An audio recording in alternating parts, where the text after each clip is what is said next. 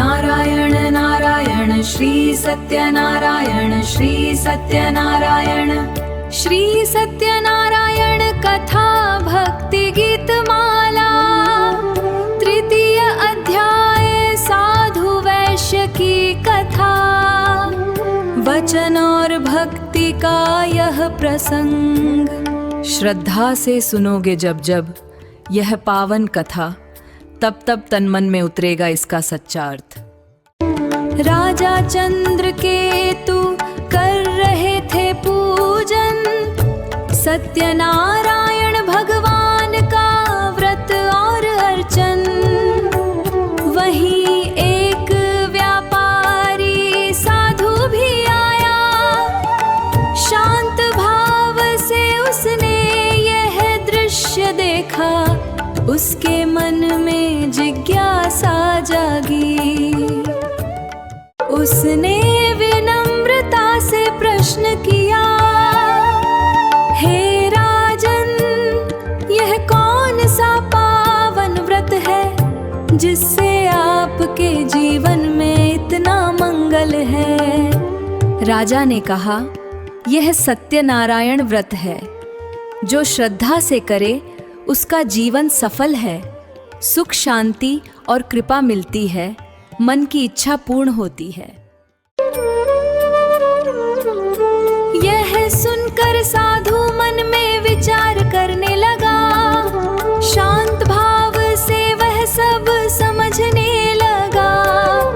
उसके भीतर श्रद्धा जागने लगी, प्रभु के प्रति आस्था बढ़ने लगी। उसने मन ही मन प्रभु को प्रणाम किया और उनकी महिमा का स्मरण किया।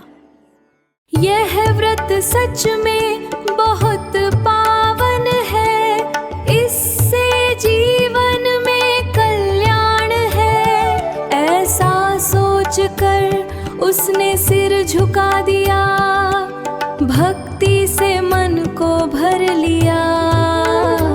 फिर प्रभु के समक्ष वचन दिया और श्रद्धा से यह प्रण किया, हे प्रभु, यदि मुझे संतान का सुख मिलेगा तो मैं यह सत्यनारायण का व्रत अवश्य करूंगा।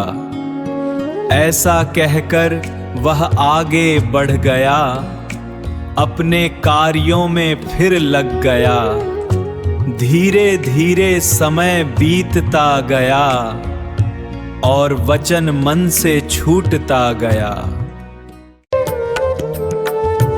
अपने कार्यों में फिर लग गया, धीरे धीरे समय बीतता गया और वचन मन से छूटता गया। कुछ समय बाद प्रभु की कृपा हुई, लीलावती के घर कन्या का जन्म हुआ। घर में आनंद का वातावरण छाया, हर ओर खुशी का दीप जलाया। लीलावती ने प्रेम से यह कहा, प्रभु से जो वचन लिया याद रहा, अब हमें व्रत अवश्य करना है, श्रद्धा से उसे पूर्ण करना है। साधु बोला, अभी समय नहीं है, बाद में करेंगे, ऐसा कह दिया। लीलावती ने पति से प्रेम से यह कहा, प्रभु को जो वचन दिया याद है ना, अब हमें व्रत अवश्य करना है, श्रद्धा से उसे पूर्ण करना है। साधु बोला, अभी समय नहीं है, बाद में करेंगे, ऐसा कह दिया। समय बीता, कलावती बड़ी हुई, विवाह योग्य होकर सुशोभित हुई। उचित समय पर विवाह किया गया, घर में उत्सव मनाया गया। सभी कार्य पूरे हो मगर व्रत का स्मरण नहीं किए।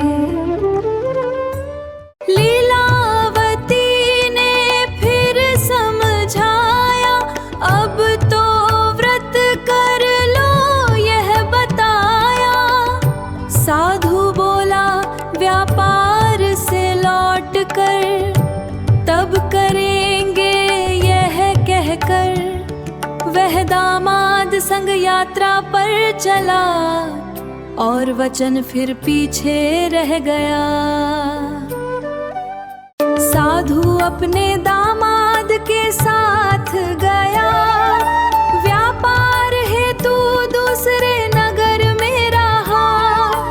उसी समय वहाँ एक घटना हुई, राजमहल में चोरी हो गई।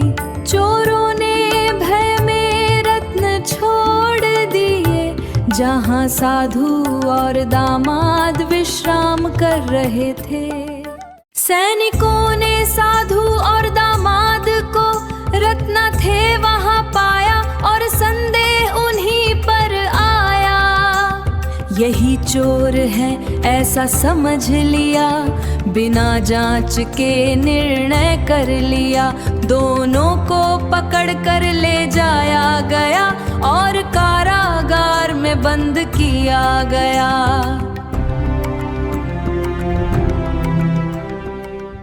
राजा ने दंड सुनाया कठोर, दोनों को कारागार में रखा उस ओर।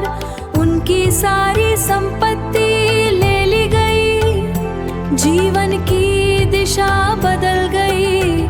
वहाँ वे दुख और चिंता में रहे, अपने कर्मों को याद करते रहे। नारायण हरि। उधर घर में संकट आ गया, लीलावती का जीवन बदल गया। कलावती के संग वह दुखी हुई, घर में दरिद्रता उत्पन्न हुई। दोनों ने कठिन समय सहा और प्रभु को मन ही मन याद किया। एक दिन कलावती बाहर जा रही थी, मार्ग में एक ब्राह्मण को देख रही थी। वह सत्यनारायण व्रत कर रहा था, श्रद्धा से भगवान को स्मरण कर रहा था।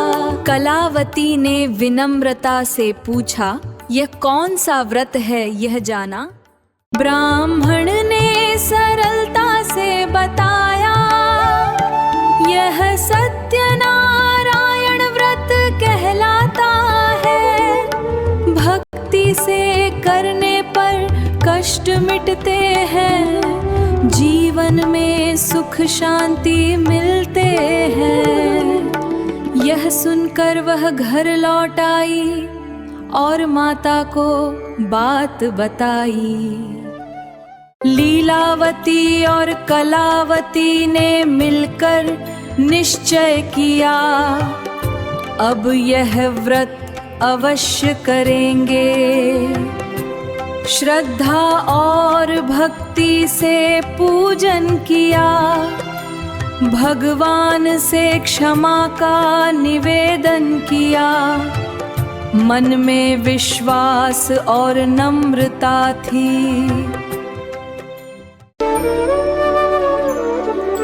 भगवान सत्यनारायण प्रसन्न हुए, राजा के स्वप्न में प्रकट हुए।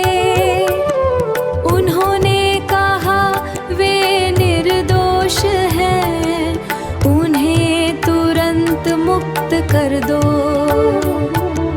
राजा ने प्रातः यह बात मानी और उन्हें सम्मान सहित रिहा किया।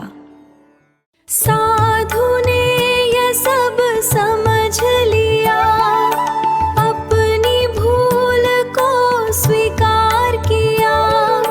मैंने प्रभु का वचन नहीं निभाया, इस कारण कष्ट आया, उसने प्रभु को प्रणाम किया और सच्चे मन से यह निश्चय किया, अब मैं व्रत अवश्य करूँगा, श्रद्धा से इसे पूर्ण करूँगा। ऐसा कहकर उसने मन बदला, भक्ति को जीवन में फिर से जोड़ा और प्रभु का स्मरण करता रहा, कृतज्ञ भाव से जीता रहा। इस प्रकार सत्यनारायण व्रत कथा का 3रा अध्याय पूर्ण हुआ। साधु वैश्य की लीला प्रकट हुई। इस अध्याय का सार यह है कि जो वचन को सदा निभाता है वह जीवन में सुख पाता है। जो श्रद्धा से यह कथा सुनता है उस पर प्रभु की कृपा होती है। इस प्रकार श्री सत्यनारायण व्रत कथा 3रा अध्याय समाप्त हुआ। बोलो श्री सत्यनारायण देव की जय।